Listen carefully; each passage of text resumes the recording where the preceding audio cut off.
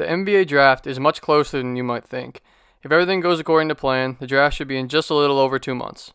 That means it's that time of the year again, when we as NBA fans try to guess where these rookies will be starting off their NBA careers. This video is just in my opinion, so if you disagree with what I say, be free to leave your opinion in the comments, but don't say that other people's opinions are wrong just because they're different from your own.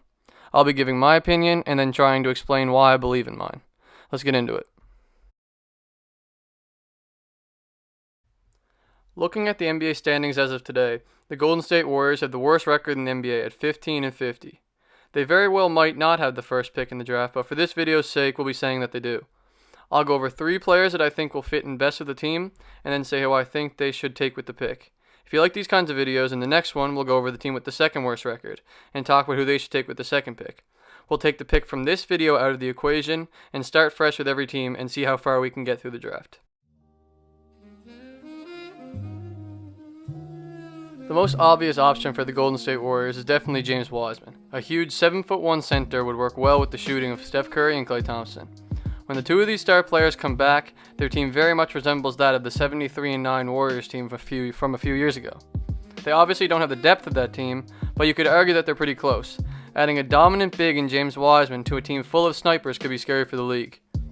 People thought that if the 2015-16 team added an above-average big, they could have pretty much ended the league and had the championship before the season even started. James Wiseman could be this guy. If he plays his role well and plays well inside, the Golden State Warriors would be a scary team to face next year. I know what you're thinking already, but just hear me out. I think this could work. Obi's a power forward / small forward, but I think the Warriors could use him in a different way. They could use him as a small ball 5 and could possibly change the league. He's 6'9", which is pretty small for a center, but he's very strong, and I believe capable of handling NBA bigs. On offense, the Warriors would be borderline unstoppable. 2 of the greatest shooters of all time, alongside Andrew Wiggins, a stretch big, and a great passer in Draymond Green. I don't even want to think about how to stop that.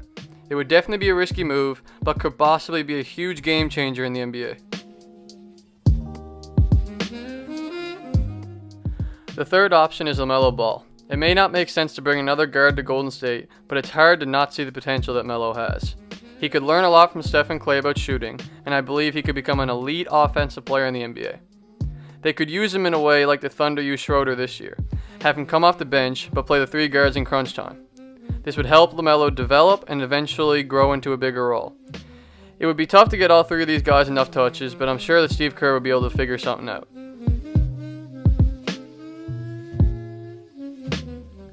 With the first pick in the 2020 NBA draft, the Golden State Warriors should select James Wiseman.